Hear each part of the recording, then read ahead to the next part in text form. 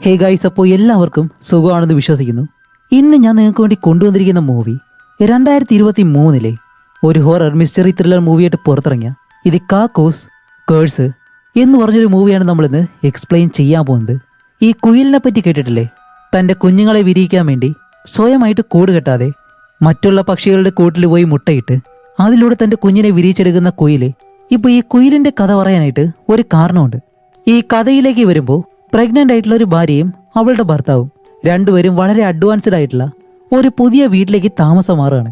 പക്ഷെ അവിടെ വന്നതിന് ശേഷമാണ് ആ വീട്ടിൽ സംഭവിക്കുന്ന ഒരുപാട് കാര്യങ്ങൾ, ആ വീടിനുള്ളിൽ ഒളിഞ്ഞിരിക്കുന്ന ഒരു വലിയ രഹസ്യം അതെന്താണെന്നറിയാതെ ആ രണ്ടുപേരും അവിടെ താമസിക്കുന്നു. അതിനുശേഷം അവര് പോലും പ്രതീക്ഷിക്കാത്ത, കാണുന്ന നമുക്ക് പോലും ചിന്തിക്കാൻ പോലും കഴിയാത്ത ചില കാര്യങ്ങളാണ് ആ വീട്ടിൽ പിന്നീട് സംഭവിക്കുന്നത്.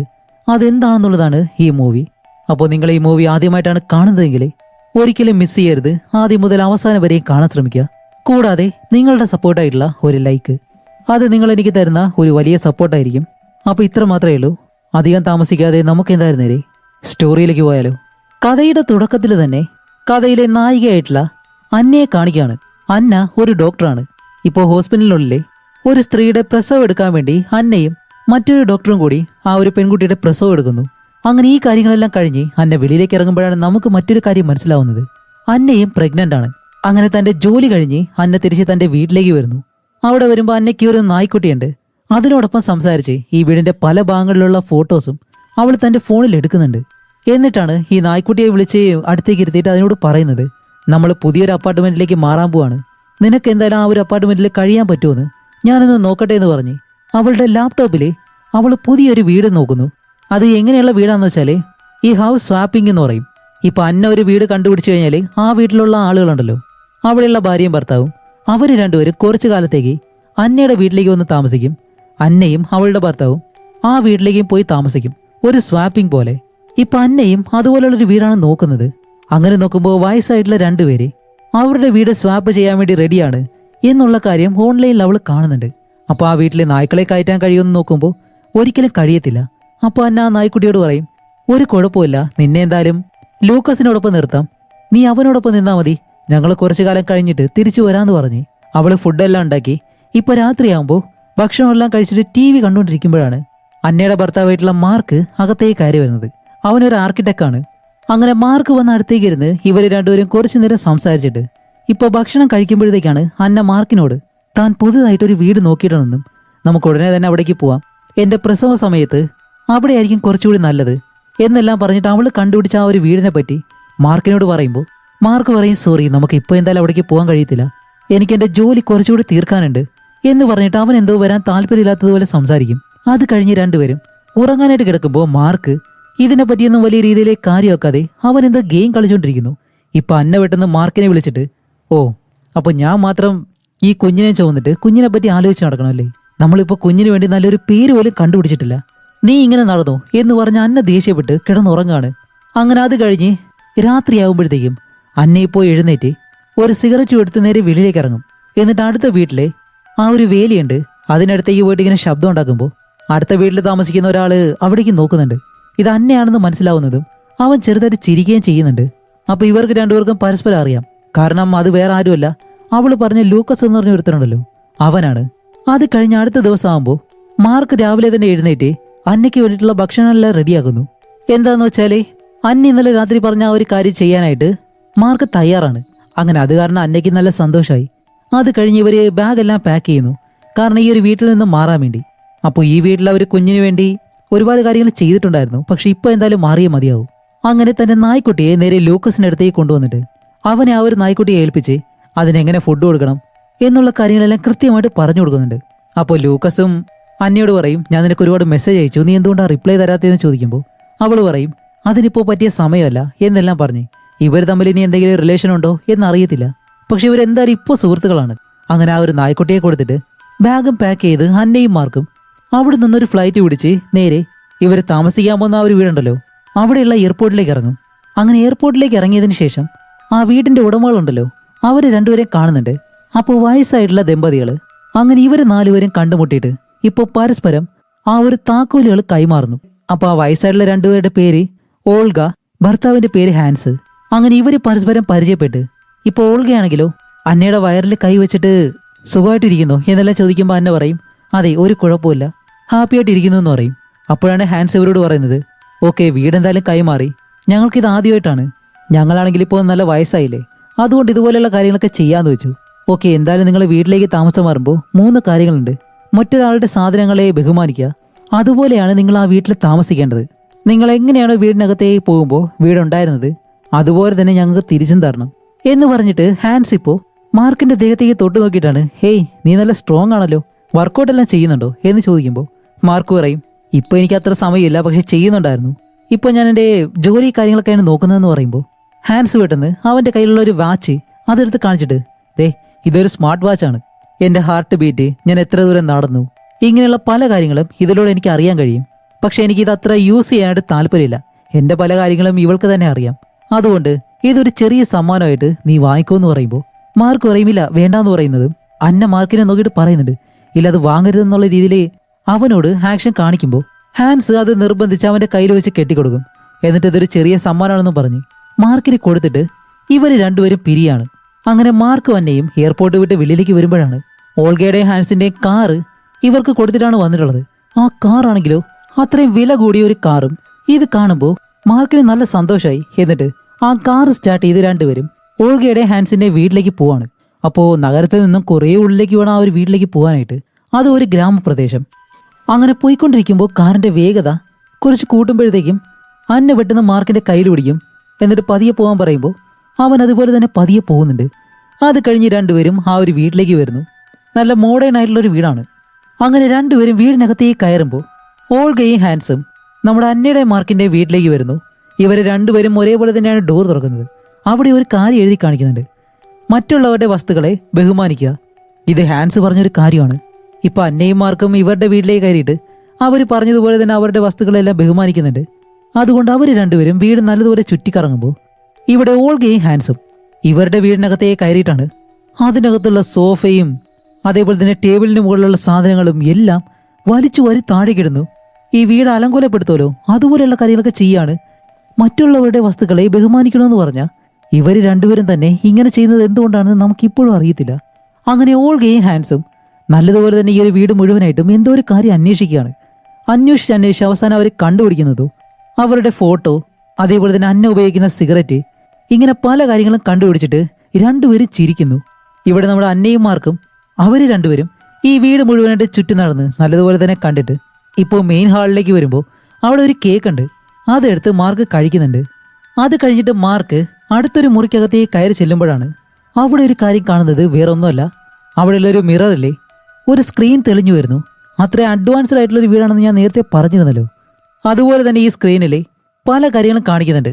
ഒരു AI പോലെ അതിനോട് ചോദിച്ചു കഴിഞ്ഞാൽ എന്ത് കാര്യങ്ങളും മനസ്സിലാക്കാം. അതേപോലെ തന്നെ ആ ഒരു സ്ക്രീനിൽ ഈ വീടിന്റെ പല ഭാഗങ്ങളും ക്യാമറയിലൂടെ കാണാനും കഴിയും. അപ്പോൾ ഇതെല്ലാം കണ്ട മാർക്ക് അന്ന ഒരു മുറിയിലേക്ക് പോകുമ്പോൾ അവളെ വിളിച്ചിട്ട് അന്ന എനിക്ക് നിന്നെ കാണാൻ കഴിയുന്നുണ്ട് എന്നിങ്ങനെ പറയും. അങ്ങനെ ഇവരിവിടെ ഈ വീട്ടിൽ നല്ലതുപോലെ കഴിയുമ്പോൾ ഓൾഗയും ഹാൻസും അന്നയുടെ മാർക്കിന്റെ വീടിനകത്ത് നിന്നും പല കാര്യങ്ങളും കണ്ടുപിടിക്കുന്നു.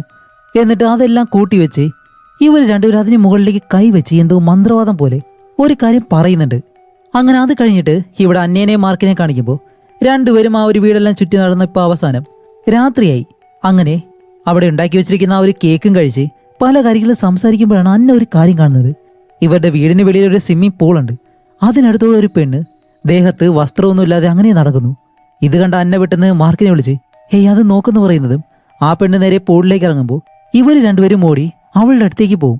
അങ്ങനെ ഇവരെ രണ്ടുപേരെ കാണുമ്പോഴാണ് ആ ഒരു പെണ്ണ് പറയുന്നത്, ഹായ്, എൻ്റെ പേര് ലില്ലി എന്നാണ്, ഓൾഗയുടെ ഹാൻസിന്റെ മകള്. നിങ്ങൾ നാളെ ഇവിടേക്ക് വരുമെന്നാണ് അവരെന്നോട് പറഞ്ഞത്. അതുമല്ല സാധാരണ ചില ദിവസങ്ങളിൽ ഞാൻ ഇവിടേക്ക് ഒറ്റയ്ക്ക് വരാറുണ്ട്, നിങ്ങളിവിടെ ഉണ്ടെന്ന് ഞാൻ അറിഞ്ഞില്ല എന്ന് പറഞ്ഞിട്ട് അവളിപ്പോൾ അവിടെ നിന്ന് എഴുന്നേറ്റ് ഇപ്പോൾ രണ്ടുപേരും ഇവിടെ നിൽക്കുന്നുണ്ട് എന്നുള്ള ആ ഒരു കാര്യമൊന്നും അവൾ ചിന്തിക്കുന്നില്ല. പകരം ഇവരുടെ അടുത്തേക്ക് വന്ന് എങ്ങനെയാണ് ദേഹത്ത് ഒരു തുണ്ട് വസ്ത്രം പോലും ഇല്ലാതെ അതുപോലെ തന്നെ വന്ന് നിന്ന് ഇവരോട് സംസാരിക്കുന്നു. ഇവർക്കിത് കണ്ടിട്ട് എന്തുപോലെ ആവുന്നുണ്ട്.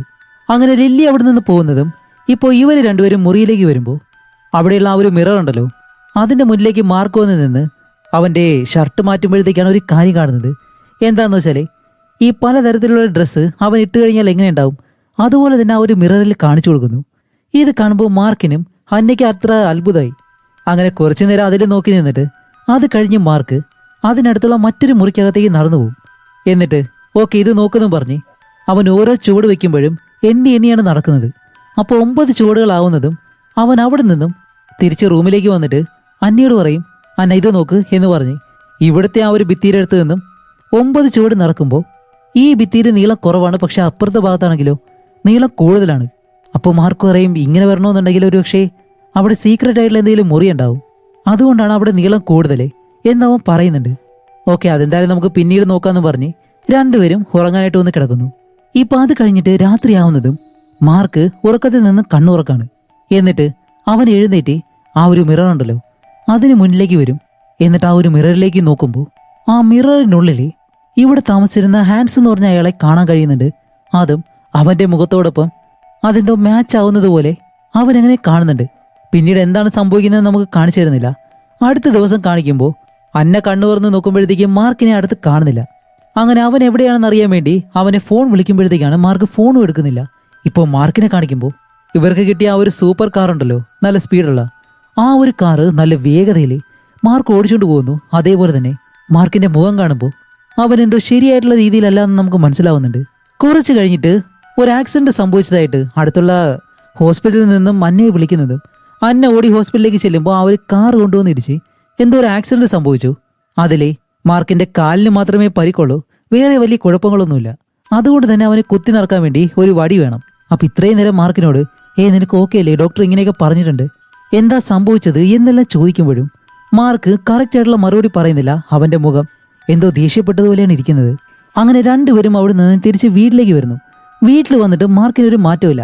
അവനാണെങ്കിലോ ഈ ഹോസ്പിറ്റലിൽ നിന്ന് കൊടുത്ത ആ ഒരു വടിയെടുത്ത് കളഞ്ഞിട്ട് ഇവിടെ താമസിക്കുന്ന ഹാൻസിന്റെ വടിയുണ്ട് അതും എടുത്തു വെച്ച് നടക്കുന്നു. എന്നിട്ട് ബാഗെല്ലാം പാക്ക് ചെയ്യുന്നു. ഇപ്പൊ അന്ന ചോദിക്കും നീ എന്താ ചെയ്യുന്നത് ചോദിക്കുമ്പോൾ ഞാൻ നാളെ തന്നെ ഇവിടെ നിന്ന് വീട്ടിലേക്ക് പോവാണ്. അന്നയ്ക്കൊന്നും മനസ്സിലാവുന്നില്ല. ഇപ്പൊ അത് കഴിഞ്ഞ അടുത്ത ദിവസം രാവിലെ തന്നെ അന്ന ഉറക്കം എഴുന്നേറ്റ് താഴേക്ക് വരുമ്പോൾ താഴെ ആരോ സംസാരിക്കുന്ന പോലെ ഒരു ശബ്ദം കേൾക്കുന്നു. അത് വേറെ ആരുമല്ല മാർക്ക് തന്നെയാണ്. അവനിപ്പോൾ ഫുഡെല്ലാം ഉണ്ടാക്കി വെച്ചിട്ട് നല്ല ഹാപ്പി ആയിട്ടിരിക്കുകയാണ്. ഇന്നലത്തെ പോലെ എല്ലാം മുഖമെല്ലാം മാറിയിട്ടുണ്ട്. എന്നിട്ട് അന്നയ്ക്ക് കഴിക്കാൻ വേണ്ടി ഒരുപാട് ഫുഡെല്ലാം ഉണ്ടാക്കി വെച്ച് അവൾക്ക് കൊടുക്കുന്നു. കൂടാതെ അവൾക്ക് കഴിക്കാനായിട്ട് ഒരു മരുന്ന് കൊടുക്കും. ഇതെന്താണെന്ന് ചോദിക്കുമ്പോൾ ഒരുപാട് വിറ്റമിൻസ് എല്ലാം അടങ്ങിയതാണ്, നിനക്ക് നല്ലതാണെന്ന് പറഞ്ഞ് അവൾക്കത് കഴിക്കാനായിട്ട് കൊടുക്കും. കൂടാതെ മാർക്ക് മറ്റൊരു കാര്യം കൂടി പറയുന്നുണ്ട്. ഹാൻസിനെ ഞാൻ വിളിച്ചിരുന്നു, കാറിന്റെ കാര്യത്തിൽ വേറെ കുഴപ്പമൊന്നുമില്ല, അത് ഇൻഷുറൻസിൽ ശരിയാകും. ഓക്കെ നീ എന്തായാലും പെട്ടെന്ന് കഴിക്കി, നമുക്കിവിടെയുള്ള സ്ഥലങ്ങളൊക്കെ കാണാൻ പോവാന്ന് പറഞ്ഞ് അവൻ നല്ല ഹാപ്പിയായിട്ട് തന്നെ സംസാരിക്കുന്നു. അന്നയ്ക്ക് ഒന്നും മനസ്സിലാവാതെ ഓക്കെ എന്തായാലും മാർക്ക് ഹാപ്പിയാണല്ലോ, അതുകൊണ്ട് അവള് ഹാപ്പിയായിട്ട് ഫുഡെല്ലാം കഴിച്ച് ഇപ്പോൾ രണ്ടുപേരും വെളിയിലേക്ക് വരുമ്പോൾ താഴെ മറ്റൊരു കാറുണ്ട്. അതിലെ നമ്മുടെ അന്നയോട് ഓടിക്കാൻ പറയും. അങ്ങനെ അന്ന ഓടിക്കുന്നതും മാർക്ക് ഇപ്പോൾ വണ്ടിയിലേക്ക് കയറിയിരുന്ന് ഹാൻഡ്സ് കൊടുത്ത ആ ഒരു വാച്ച് എടുത്ത് കയ്യിൽ കെട്ടിയിട്ടുണ്ട്. എന്നിട്ട് നല്ല ഹാപ്പിയായിട്ട് അവളോടൊപ്പം യാത്ര ചെയ്യാണ്. അങ്ങനെ കുറേ ദൂരം കഴിഞ്ഞിട്ട് ഇവര് ഒരു വാച്ചിന്റെ ഷോപ്പുണ്ട്. അവിടെ ഈ ക്ലോക്കും കാര്യങ്ങളെല്ലാം ഉണ്ടാക്കി വെച്ചിരിക്കുന്ന ഒരു വലിയ ഷോപ്പാണ്. അതിനകത്തേക്ക് കയറിയിട്ട് അവിടെയുള്ള കാര്യങ്ങളെല്ലാം ഇവർ നോക്കും. അങ്ങനെ നോക്കി നിൽക്കുമ്പോഴത്തേക്കാണ് മാർക്ക് പുറകിലൂടെ വന്ന് അന്നയുടെ വയറിൽ പിടിച്ച് വയറ് നല്ലതുപോലെ തടവുന്നുണ്ട്. എന്നിട്ട് ഇവർ രണ്ടുപേരും ഈ കാര്യങ്ങളൊക്കെ കാണുമ്പോൾ ഈ വാച്ച് എങ്ങനെയാണ് ഉണ്ടാക്കുന്നത് അതേപോലെ തന്നെ കുയിലുണ്ടല്ലോ, കുയിലിനെ പറ്റിയുള്ള ഒരു കഥയും പറയുന്നുണ്ട്. കുയില് സ്വന്തം കൂട്ടിലൊരിക്കലും മുട്ടയിടാറില്ല, അത് മറ്റുള്ള കൂടുകളിലായിരിക്കും മുട്ടയിടുന്നത്. അപ്പോൾ മറ്റു പക്ഷികൾ അത് സ്വന്തം മുട്ടയാണെന്ന് വിചാരിച്ച് ആ മുട്ട വിരിയിക്കുന്നു. വിരിയിച്ചു കഴിഞ്ഞിട്ടാണ് അത് തൻ്റെ കുഞ്ഞല്ലാന്ന് മനസ്സിലാക്കുന്നത്.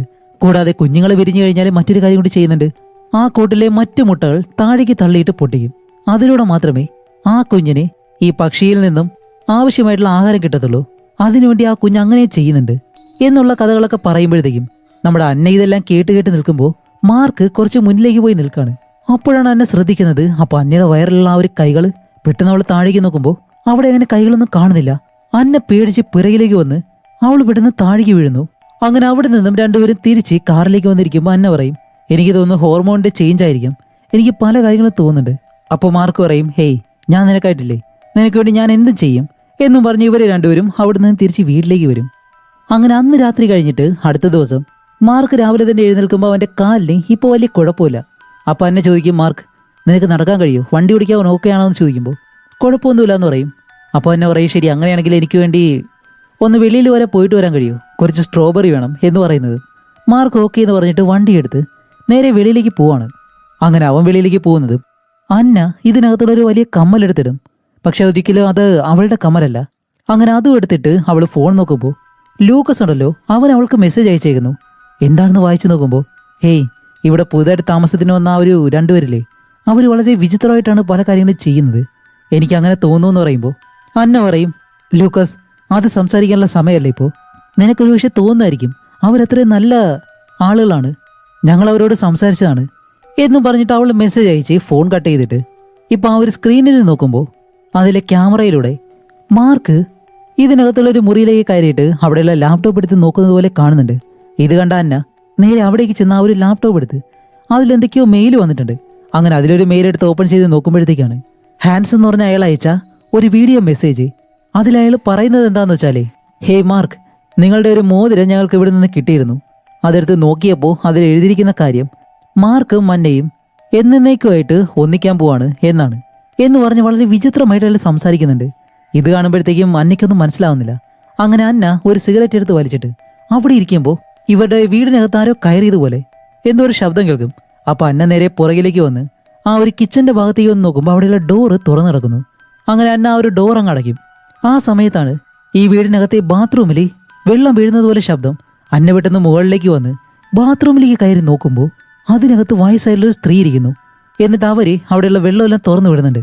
അപ്പൊ അന്ന, ഹേയ്, നിങ്ങൾ ആരാന്ന് ചോദിക്കുമ്പോൾ ഈ സ്ത്രീ ആണെങ്കിലോ അന്നയെ കാണുന്നതും പെട്ടെന്ന് അന്നയുടെ അടുത്തേക്ക് വന്ന്, അടുത്തത് നീയാണ്, നീ ഇവിടെ നിന്ന് ഓടണം, ഇവിടെ നിന്ന് രക്ഷപ്പെടണം, അടുത്തത് നീയാണ് എന്നെല്ലാം അവരിങ്ങനെ പറയുന്നുണ്ട്. അപ്പൊ അന്നയ്ക്കാണെങ്കിലും ഒന്നും മനസ്സിലാവുന്നില്ല. അപ്പോഴാണ് താഴെ മാർക്ക് വന്നതുപോലെ ശബ്ദം കേൾക്കുന്നു. അപ്പൊ അന്ന പറയും, ഓക്കെ, നിങ്ങൾ ഇവിടെ തന്നെ ഇരിക്കും, ഞാൻ ഇപ്പോൾ വരാമെന്ന് പറഞ്ഞ് അന്ന താഴേക്ക് വരുമ്പോൾ മാർക്കിനോടൊപ്പം ലില്ലി എന്ന് പറഞ്ഞ ഒരു പെണ്ണും വന്നിട്ടുണ്ട്.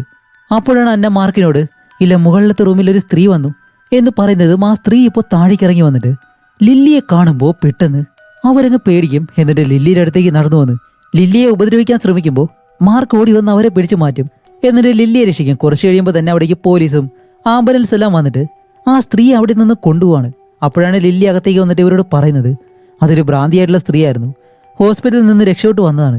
എന്തായാലും അന്ന, നിനക്കൊന്നും സംഭവിച്ചില്ലല്ലോ, നീ ഓക്കെ അല്ലേ? അതെന്തായാലും ഭാഗ്യമൊന്നും പറഞ്ഞ് ഇപ്പോൾ മാർക്ക് ലില്ലിയെ കെട്ടിപ്പിടിച്ചിട്ട് അവളെ സമാധാനിപ്പിക്കും. അത് കഴിഞ്ഞ് ലില്ലി അകത്തേക്ക് വന്നിട്ട് ഇവർക്ക് രണ്ടുപേർക്കും കുടിക്കാനായിട്ട് എന്തോ കൊടുക്കും. എന്നിട്ട് പറയും, ഇന്ന് രാത്രി ഇവിടുത്തെ ഗ്രാമത്തിൽ ഒരു ഉത്സവമുണ്ട്, വർഷത്തിൽ ഒരിക്കലാണ് ഇത് സംഭവിക്കുന്നത്, അത് കാണാൻ വേണ്ടി നിങ്ങൾ രണ്ടുപേരും വരണം. വരുമ്പോഴത്തേക്കിൻ്റെ ഈ മാസ്കും ധരിച്ചിട്ട് വേണം വരാനായിട്ട് എന്നും പറഞ്ഞ് 2 മാസ്കും ഇവർക്ക് കൊടുക്കുന്നുണ്ട്. അങ്ങനെ രാത്രിയാവുമ്പോൾ ഇവർ രണ്ടുപേരും ആ ഒരു മാസ്കുമായിട്ട് ഈ ഒരു ഉത്സവം നടക്കുന്ന ആ ഒരു ഭാഗത്തേക്ക് പോകും. അവിടെ ചെല്ലുമ്പോഴാണ് ഒരുപാട് പേരും ഇതുപോലെ മാസ്ക് എല്ലാം ഇട്ടിട്ട് ആ ഒരു ഉത്സവത്തിൽ പങ്കെടുക്കുന്നുണ്ട്. അങ്ങനെ ഇവരും മാസ്ക് ഇടും. അങ്ങനെ ഇവരും ആ മാസ്ക് ഇടുമ്പോഴത്തേക്കാണ് അത് വയസ്സായിട്ടുള്ളൊരു അമ്മൂമ്മയുടെയും അപ്പൂപ്പൻ്റെയും മാസ്കാണ്. അതുപോലെ തന്നെ ഇവർ രണ്ടുപേരും ആ ഒരു ഉത്സവത്തിൽ പങ്കെടുത്ത് അങ്ങനെ നിൽക്കുമ്പോൾ പെട്ടെന്ന് ലില്ലി അവിടേക്ക് വരും. അങ്ങനെ ലില്ലി നമ്മുടെ മാർക്കിനെ വിളിച്ചിട്ട് അവനെ ഡാൻസ് കളിക്കാനായിട്ട് ആ ഒരു കൂട്ടത്തിലേക്ക് കൊണ്ടുപോകുന്നു. അന്ന കുറേ നേരം അങ്ങനെ നോക്കി നിൽക്കുന്നതും പെട്ടെന്ന് ഇവരെ രണ്ടുപേരും എവിടെയാണെന്ന് മനസ്സിലാവുന്നില്ല. കുറേ നേരം അന്ന അവിടെ എല്ലാം നോക്കുന്നുണ്ടെങ്കിലും രണ്ടുപേരെയും കാണുന്നില്ല. അങ്ങനെ കുറച്ചു നേരം അവിടെ നിന്ന് പിന്നീട് എന്താണ് സംഭവിച്ചതെന്നും അന്നയ്ക്ക് ഓർമ്മയില്ല.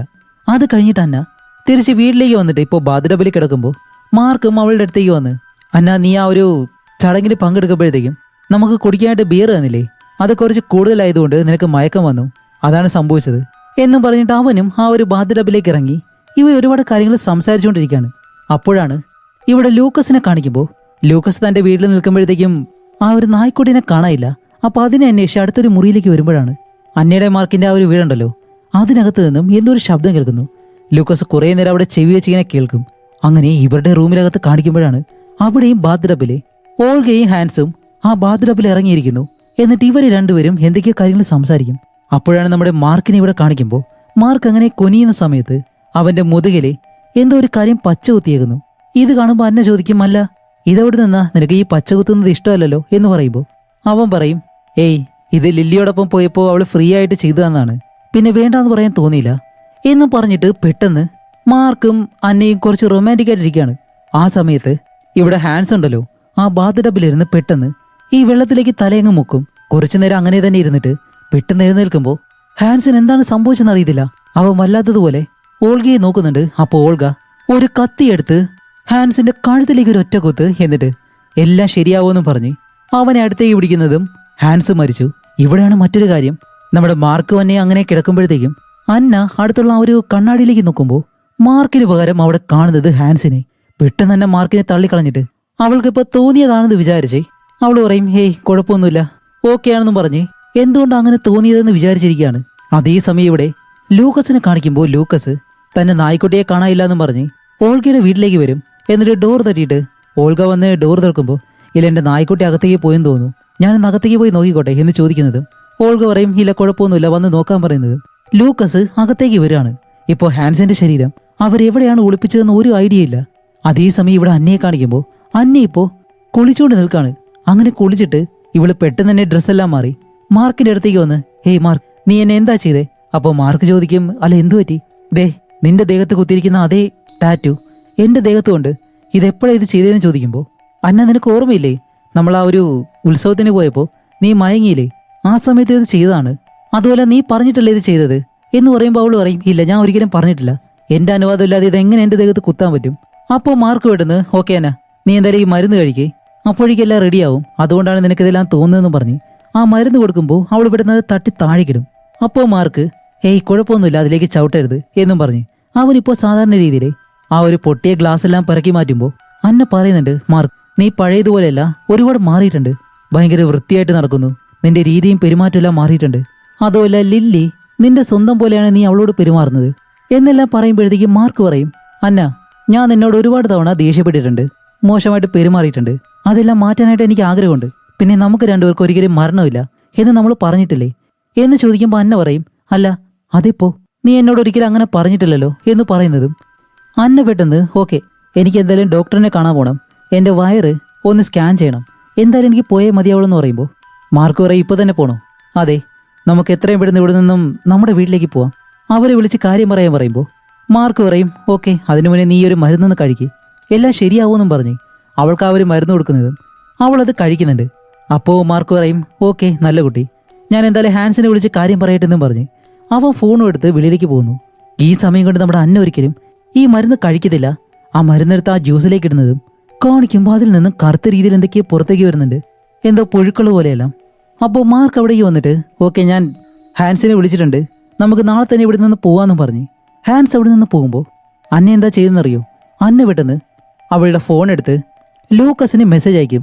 ലൂക്കസ് നീ പറഞ്ഞില്ലേ അവർ രണ്ടുപേരും എന്തോ വിചിത്രമായിട്ട് പെരുമാറുന്നു, എനിക്കിപ്പോൾ എന്തൊക്കെയോ സംശയം തോന്നുന്നുണ്ട്, അതുകൊണ്ട് ഉടനെ തന്നെ നീ എന്നെ വിളിക്കാൻ പറയുന്നതും കുറച്ച് കഴിയുമ്പോൾ തന്നെ കോൾ വരുന്നുണ്ട്. എടുത്ത് സംസാരിക്കുമ്പോൾ അതൊരിക്കലും ലൂക്കസ് അല്ല, വേറൊരാൾ സംസാരിക്കുന്നു. മേഡം നിങ്ങളുടെ നായയെ കാണാനില്ല, അതിനെ ഞങ്ങൾ അന്വേഷിച്ചുകൊണ്ടിരിക്കുകയാണ്. അപ്പോൾ അന്ന ചോദിക്കും അല്ല ഈ ഫോൺ എങ്ങനെ നിങ്ങളുടെ കയ്യിൽ വന്നു എന്ന് ചോദിക്കുമ്പോൾ അവിടെയാണ് അയാൾ ഒരു കാര്യം പറയുന്നത് ലൂക്കസ് മുകളിലത്തെ നിലയിൽ നിന്ന് താഴേക്ക് ചാടി മരിച്ചു, ഞാൻ പോലീസാണ് എന്നുകൂടി പറയുന്നതും അന്ന ഇപ്പോൾ ഫോൺ കട്ട് ചെയ്തിട്ട് പെട്ടെന്ന് ടാക്സി വിളിക്കും. എന്നിട്ട് ഇതുപോലെ അഡ്രസ്സും കാര്യങ്ങളൊക്കെ പറഞ്ഞ് പെട്ടെന്ന് ഇവിടേക്ക് വരാൻ പറഞ്ഞ് അന്ന ഇപ്പോൾ മുറിയിലേക്ക് വന്നിട്ട് ബാഗെല്ലാം പാക്ക് ചെയ്യും. അങ്ങനെ പാക്ക് ചെയ്യുമ്പോഴത്തേക്കാണ് അവിടെയുള്ള ആ ഒരു മിററിലെ ഓൾഗയെ കാണുന്നു. ഇത് കാണുമ്പോഴത്തേക്ക് അന്ന പെട്ടെന്ന് ഇവിടെ എന്താ സംഭവിക്കുന്നത് എന്ന് ചോദിക്കുമ്പോൾ ഓൾഗ അവളെ നോക്കി ചിരിക്കുകയാണ്. അത് മറുപടിയൊന്നും പറയാതെ ചിരിക്കുന്നത് കാണുന്നത് അന്ന പെട്ടെന്ന് അവിടെയുള്ള ആ ഒരു വടിയെടുത്ത് ആ കണ്ണാടി അടിച്ചങ്ങ് പൊട്ടിക്കും. അവിടെയാണ് മറ്റൊരു ടെസ്റ്റ്. ഈ കണ്ണാടിക്കപ്പുറത്ത് മറ്റൊരു മുറി ഉണ്ടായിരുന്നു. അന്ന ഇപ്പോൾ പതിയെ ആ ഒരു മുറിക്കകത്തേക്ക് കയറി നോക്കുമ്പോൾ അതിനകത്ത് ഈ മന്ത്രവാദം ചെയ്യുന്നത് പോലെ ഒരു മുറി, അതും പല കാര്യങ്ങളുണ്ട്, ഒരുപാട് എഴുത്തുകളെല്ലാം ഉണ്ട്. കൂടാതെ അന്നേനെ ഇതിനു മുന്നേ ഒരു വയസ്സായുള്ള സ്ത്രീ കണ്ടിട്ട് ഇവിടെ നിന്ന് ഓടിപ്പോകാനായിട്ട് പറഞ്ഞല്ലോ, അവരോടൊപ്പം ആ വീട്ടിൽ നിൽക്കുന്നത് പോലെ ഒരു ഫോട്ടോ, പിന്നെ ലില്ലി എന്ന് പറഞ്ഞ ആ ഒരു പെണ്ണുമായിട്ടിരിക്കുന്ന ഫോട്ടോ. ഇതെല്ലാം കണ്ട് അന്ന നല്ലതുപോലെ തന്നെ പേടിച്ചിട്ട് ഇപ്പോൾ പെട്ടെന്ന് വെളിയിലേക്ക് ഇറങ്ങി ബാഗ് കൊടുത്ത് ഡോർ തുറന്ന് പോകാനായിട്ട് വരുന്നതും ഡോറിന് മുന്നിലേ മാർക്ക് നിൽക്കുന്നു. എന്നിട്ട് അവളോട് പറയും അല്ല നീ എവിടേക്കാ പോകുന്നേ? അപ്പോൾ അന്ന പറയും ഇല്ല എനിക്കൊന്ന് വെളിയിൽ പോകണമായിരുന്നു ഒരു സാധനം വാങ്ങിക്കാൻ. മാർക്ക് ചോദിക്കും ഞാൻ പോയപ്പോൾ എന്നോടൊപ്പം എന്താ വരാഞ്ഞേ? ശരി വാ നിനക്ക് എന്തായാലും കോഫി ഇട്ട് തരാമെന്നും പറഞ്ഞ് അവളെ കിച്ചണിലേക്ക് കൊണ്ടുപോകും. എന്നിട്ട് അവളോട് സംസാരിച്ച് നിൽക്കുമ്പോൾ അന്ന പെട്ടെന്ന് മറ്റൊരു വശത്തേക്ക് ഓടി പോകാനായിട്ട് ശ്രമിക്കുമ്പോൾ അവിടെ ലില്ലി വന്ന് നിൽക്കുന്നു. എന്നിട്ട് അവൾ എന്തോ ഒരു കുക്കീസ് ഉണ്ടായിക്കൊണ്ട് വന്നിട്ട് ദേ ഇത് നിനക്ക് വേണ്ടിയിട്ടാണെന്നും പറഞ്ഞ് അവളെ പിടിച്ച് ഒരിടത്തേക്ക് കൊണ്ടിരുത്തിയിട്ട് ഇപ്പോൾ കോഫിയും അതേപോലെ തന്നെ കഴിക്കാനായിട്ട് ആ ഒരു കുക്കിയും കൊടുക്കുന്നുണ്ട്. അന്നയ്ക്കിപ്പോൾ ഒന്നും ചെയ്യാൻ കഴിയുന്നില്ല, ഇവർ രണ്ടുപേരും രണ്ട് വശങ്ങളിലായിട്ട് ഇരിക്കുകയാണല്ലോ. അങ്ങനെ ഈ കോഫി കുടിച്ചിരുന്നതും അന്ന പെട്ടെന്ന് അവിടെ നിന്നും ഒരൊറ്റ ഓട്ടം അടുത്തുള്ളൊരു റൂമിനകത്തേക്ക് കയറിയിട്ട് ഡോർ അങ്ങ് അടയ്ക്കും. എന്നിട്ട് വെളിയിലേക്ക് നോക്കുമ്പോഴാണ് വെളിയിൽ ആ ഒരു ടാക്സി വന്നിട്ടുണ്ട്. പക്ഷെ അതിനു മുന്നേ മാർക്ക് അവിടേക്ക് വന്നിട്ട് ആ ഒരു ടാക്സി ഡ്രൈവറിനോട് എന്തൊക്കെയോ സംസാരിച്ച് അയാൾ എവിടെ നിന്ന് പറഞ്ഞുവിടാൻ ശ്രമിക്കുന്നു. അന്ന ഒരുപാട് തവണ ഈ ഡോറിൽ തട്ടിയിട്ട് അയാളെ വിളിക്കാൻ ശ്രമിക്കുന്നുണ്ടെങ്കിൽ അയാളെ കാണുന്നില്ല. അങ്ങനെ ആ ഒരു ടാക്സി ഡ്രൈവർ അവിടെ നിന്ന് പോകുന്നതും ഇപ്പോൾ ഇവിടെ ഓൾഗയെ കാണിക്കുമ്പോൾ ഓൾഗയും ഈ വീടിനകത്ത് എന്തൊക്കെയോ കാര്യങ്ങൾ ചെയ്യാൻ വേണ്ടിയിട്ട് റെഡി ആവുന്നുണ്ട്. എന്നിട്ട് അവരും നടന്ന് ബാത്റൂമിനകത്തേക്ക് പോകുന്നു. അതേസമയം മാർക്കും ലില്ലിയും അന്നയെ പിടിച്ചു നേരെ ബാത്റൂമിലേക്ക് കൊണ്ടുവരും. അപ്പോൾ ഇവർ രണ്ടുപേരും അടുത്തേക്ക് നടന്നു വരുമ്പോൾ അന്ന പെട്ടെന്ന് ഒരു ഷേവിംഗ് ബ്ലേഡ് ഉണ്ട് അത് പെട്ടെന്ന് കൈകൊണ്ടെടുത്തിട്ട് ഇവരെ രണ്ടുപേരെ അറ്റാക്ക് ചെയ്യാൻ നിൽക്കുമ്പോൾ അവർക്ക് പേടിയൊന്നുമില്ല. അപ്പൊ അന്ന അതെടുത്തിട്ട് തന്റെ കഴുത്തിലേക്ക് വെക്കുമ്പോൾ ഇവർ ചെറുതായിട്ട് പേടിക്കും. കാരണം അന്ന മരിച്ചു കഴിഞ്ഞാലേ അവിടെ എന്തോ ഒരു കാര്യം സംഭവിക്കും. അപ്പോഴേക്കാണ് ലില്ലി പറയുന്നത്, അപ്പോൾ നീ നിന്റെ സ്വന്തം കുഞ്ഞിനെ കൊല്ലാൻ പോവാണോ എന്ന് ചോദിക്കുമ്പോൾ അന്നയ്ക്ക് അതിന് മറുപടിയില്ല. അവൾക്ക് തന്റെ കുഞ്ഞിനെ കൊല്ലാണ്ട് കഴിയത്തില്ല. അതുകൊണ്ട് അവൾ കത്തി മാറ്റുന്നതും ഇപ്പൊ അത് കഴിഞ്ഞ് കാണിക്കുമ്പോൾ വോൾഗയുണ്ടല്ലോ, അവര് ബാത്ടബിലേക്ക് കിടന്നിട്ട് അവരുടെ കൈയെടുത്ത് അത് വിലങ്ങിട്ട് വെച്ചേക്കും. എന്നിട്ട് അവര് പതിയെ ആ ഒരു ബാത്ടബിലേക്ക് മുങ്ങുമ്പോൾ ഇവിടെ നമ്മുടെ അന്നയെ മാർക്ക് ലില്ലിയും കൂടി ആ ഒരു ബാത്ടബിലേക്ക് മുക്കുകയാണ്. അങ്ങനെ കുറച്ചു നേരം അതുപോലെ തന്നെ കിടന്നിട്ട് പെട്ടെന്ന് നമ്മുടെ വോൾഗ ഇവിടെ നിന്ന് കണ്ണു തുറന്ന് വെളിയിലേക്ക് വരുന്നതും ഇവിടെ എന്താണ് സംഭവിച്ചതെന്ന് വെച്ചാലേ ഇപ്പൊ ഇവര് രണ്ടുപേരും പരസ്പരം സ്വാപ്പായിട്ടുണ്ട്. വോൾഗയുടെ ആത്മാവ് നേരെ അന്നയുടെ ശരീരത്തിലേക്കും പോയി, അന്നയുടെ ആത്മാവ് വോൾഗയുടെ ശരീരത്തിലേക്കും വന്നു. ഇതുപോലെയാണ് നേരത്തെ സംഭവിച്ചത്. ഹാൻസിന്റെ ആത്മാവ് മാർക്കിന്റെ ശരീരത്തിലേക്ക് കയറി, മാർക്കിന്റെ ആത്മാവാണെങ്കിലോ ഹാൻസിന്റെ ശരീരത്തിലേക്കും. അത് മനസ്സിലാക്കിയ വോൾഗ മാർക്കിനെ കൊല്ലുമായിരുന്നു. അപ്പോൾ ഇനി മുതലേ ഹാൻസിന്റെ വോൾഗയുടെയും ആത്മാക്കള് മാർക്കിന്റെ അന്നയുടെ ശരീരത്തിൽ ജീവിക്കാൻ പോവാണ്. അതുകൊണ്ട് അവർക്കൊരിക്കലും മരണം ഉണ്ടാവത്തില്ല. അതിനു വേണ്ടിയിട്ടാണ് ഇവർ രണ്ടുപേരും ഇതുപോലെ പ്ലാൻ ചെയ്തത്. ഇപ്പൊ ഇത് മനസ്സിലാക്കിയ അന്നയാണെങ്കിലോ വോൾഗയുടെ ശരീരത്തിലാണല്ലോ ജീവിക്കുന്നത്. ഇത് കണ്ട അന്നയ്ക്ക് ഇത് വിശ്വസിക്കാൻ പോലും കഴിയുന്നില്ല. തന്റെ ശരീരം തന്നെ മാറിയപ്പോഴത്തേക്കും അവൾ നല്ലതുപോലെ കരയുന്നുണ്ട്. കൂടാതെ ഹാൻസിന്റെ ശരീരവും അവിടെ കിടക്കുകയാണ്. അതേസമയം ഇവിടെ ഓൾഗേനെയും ഹാൻസിനെ കാണിക്കുമ്പോൾ ഓൾഗ പെട്ടെന്ന് പോലീസിനെ വിളിച്ചിട്ട് ഇതുപോലെ ഞങ്ങളുടെ അപ്പാർട്ട്മെന്റിലേക്ക് ഒന്ന് പോകാൻ കഴിയുമോ, അവിടെ എന്തൊക്കെയോ പ്രശ്നങ്ങൾ നടക്കുന്നു എന്ന് പറയുന്നുണ്ട്, അതുകൊണ്ട് നിങ്ങളൊന്ന് പോയി പരിശോധിക്കണമെന്ന് പറഞ്ഞ് പോലീസിനോട് പറയുന്നുണ്ട്. കാരണം വേറെ ഒന്നുമല്ല, വീട്ടിലേക്ക് ചെല്ലുമ്പോഴത്തേക്കും അന്ന ഒരാളെ കൊന്നിട്ടേക്കുവാണല്ലോ. അതുകൊണ്ട് തന്നെ അന്നയെ നേരെ ജയിലിലേക്ക് കൊണ്ടുപോകും. അതുകൊണ്ട് ഇവർക്ക് രണ്ടുപേർക്കും ഇവരുടെ ശരീരത്തിൽ സുഖമായിട്ട് ജീവിക്കാനും കഴിയും. അങ്ങനെ നമ്മുടെ അന്നയെ കാണിക്കുമ്പോൾ ഈ പോലീസ് വീടിനകത്തേക്ക് വരുന്നതും അന്ന അവർ കാണാതെ വെളിയിലേക്ക് ഇറങ്ങും. എന്നിട്ട് പോലീസ് അവിടെ നിന്ന് പോകുന്നതും അന്ന വീണ്ടും അവിടെ തന്നെ കഴിയാണ്. മറ്റാരും കാണാതെ ഒളിച്ചു താമസിക്കും. അത് 1-2 ദിവസം. അപ്പോഴാണ് അവളുടെ നായ അവളുടെ അടുത്തേക്ക് ഓടി വരുന്നത്. കാരണം ആ ഒരു നായ്ക്കറിയാം ഇത് അന്നയാണെന്ന്. അതുമല്ല പോലീസുകാരാണെങ്കിൽ ഇപ്പോൾ ഓൾഗേനെ ഹാൻസിനെയും വിളിച്ചിട്ട് നിങ്ങൾ പറഞ്ഞതുപോലെ ഒരു സ്ത്രീ വീട്ടിലില്ല, അതുകൊണ്ട് വീട് ഇപ്പോൾ ഓക്കെയാണ് എന്ന് പറയുന്നതും ഓൾഗയും ഹാൻസും ലില്ലിയോട് പറയും, ശരി ഞങ്ങൾ എന്തായാലും വീട് മാറാൻ പോവാണ്, അവരുടെ വീട്ടിലേക്ക് തന്നെ പോയി താമസിക്കാൻ പോവാണെന്നും പറഞ്ഞ് ഓൾഗയും ഹാൻസും അന്നയുടെ വീട്ടിലേക്ക് വരും. ആ സമയം കൊണ്ട് അന്ന എന്താ ചെയ്യുന്നതെന്നറിയോ, അന്ന നേരെ അവൾ വർക്ക് ചെയ്യുന്ന ആ ഒരു ഹോസ്പിറ്റലിലേക്ക് ചെന്നിട്ട് ആരും അറിയാതെ അവിടെ നിന്നും ആളെ മയക്കാനുള്ള മരുന്നും കാര്യങ്ങളൊക്കെ എടുക്കുന്നുണ്ട്. അതേപോലെ തന്നെ വേറെ എന്തൊക്കെയോ മരുന്നും എടുക്കുന്നുണ്ട്. എന്നിട്ട് അതും എടുത്ത് അന്ന തിരിച്ച് ഇവരുടെ വീട്ടിലേക്ക് തന്നെ വരും. അപ്പോഴേക്കാണ് ഓൾഗയും ഹാൻസും ഇപ്പൊ അന്നേനെയും മാർക്കിനെയും പോലെ ഇവരുടെ വീട്ടിൽ നല്ല സുഖമായിട്ട് ജീവിക്കുന്നു. അപ്പോഴാണ് വെളിയിൽ ബെല്ലാരോ അടിക്കുന്ന ശബ്ദം കേട്ട് ഹാൻസ് വന്ന് ഡോർ തുറക്കുന്നതും വെളിയിൽ ഒരു സ്ട്രോബെറി വെച്ചേക്കുന്നു. അതുമല്ല അന്ന താഴേക്ക് പോകുന്നത് അവൻ കാണുകയും ചെയ്യുന്നുണ്ട്. അപ്പോൾ അന്നയുടെ പിറകെ തന്നെ അവനും അവളെ ഫോളോ ചെയ്ത് താഴേക്ക് വരും. അപ്പോൾ ഈ ഒരു അപ്പാർട്ട്മെന്റിലെ രഹസ്യ മുറികളെല്ലാം അന്നയ്ക്ക് മാത്രമല്ല അറിയത്തുള്ളൂ. അപ്പോൾ അതുകൊണ്ട് തന്നെ ഹാൻസ് താഴേക്ക് വരുമ്പോൾ അവനെ മറ്റൊരു മുറിക്കകത്തിട്ട് അന്ന പൂട്ടും. എന്നിട്ട് ആ ഒരു സിറിഞ്ചിലെ അവൾ കൊണ്ടുവന്ന ആ ഒരു മരുന്നെല്ലാം കയറ്റി നേരെ ആ ഒരു വീടിനകത്തേക്ക് കയറും. അങ്ങനെ നോക്കുമ്പോഴത്തേ ഈ ഓൾഗ അവിടെ നിന്ന് കുളിക്കുകയാണ്. അവൾ അറിയാതെ തന്നെ അവളുടെ പിറകിലൂടെ ആ ഒരു മരുന്ന് കൊണ്ടുവന്ന് അവളുടെ ദേഹത്തേക്ക് ഒരു ഒറ്റക്കുത്ത്. കുറച്ച് കഴിഞ്ഞിട്ട് ഓൾഗ കണ്ണു തുറക്കുമ്പോൾ അവളെ അവിടെയുള്ള ടേബിളിൽ കെട്ടിയിട്ടേക്കുന്നു. എന്നിട്ട് അവൾക്ക് വേറൊരു മരുന്നും കൂടി കുത്തിവെച്ചിട്ടുണ്ട്. വേറെ ഒന്നുമല്ല, പ്രഗ്നന്റ് ആയതുകൊണ്ട് തന്നെ പെട്ടെന്ന് പ്രസവിക്കാനായിട്ടുള്ള ഒരു മരുന്നാണിത്. എന്നിട്ട് ആ കുഞ്ഞിനെയും കൊണ്ട് നമ്മുടെ അന്നയ്ക്ക് ഇവിടെ നിന്ന് പോകാൻ വേണ്ടിയിട്ടാണ്. കാരണം അത് അന്നയുടെ കുഞ്ഞാണ്. അവളിപ്പോൾ മറ്റൊരാളുടെ ശരീരത്തിൽ ജീവിക്കുന്നെന്ന് മാത്രമേ ഉള്ളൂ. അങ്ങനെ ആ ഒരു കുഞ്ഞിനെടുക്കാനായിട്ട് വരുമ്പോൾ ഓൾഗ പറയുന്നുണ്ട്, പ്ലീസ് അന്ന എന്നെ നോക്ക്, ഇതൊരിക്കലും നീ ചെയ്യരുത്. നീ ഈ കുഞ്ഞിനെ കൊണ്ടുപോയാലും നിനക്കതിനെ വളർത്താൻ കഴിയത്തില്ല. കാരണം ഇപ്പൊ തന്നെ നീ 50 വയസ്സുള്ള ഒരാളുടെ ശരീരത്തിലാണ് ജീവിക്കുന്നത്. ആ കുഞ്ഞിന് 10 വയസ്സാകുമ്പോൾ നിനക്ക് 60 വയസ്സ്, അപ്പോഴേക്കും നീ മരിക്കും. നിനക്ക് കുഞ്ഞിനെ നോക്കാൻ കഴിയത്തില്ല എന്ന് പറയുമ്പോൾ അന്ന അതൊന്നും കേൾക്കുന്നില്ല.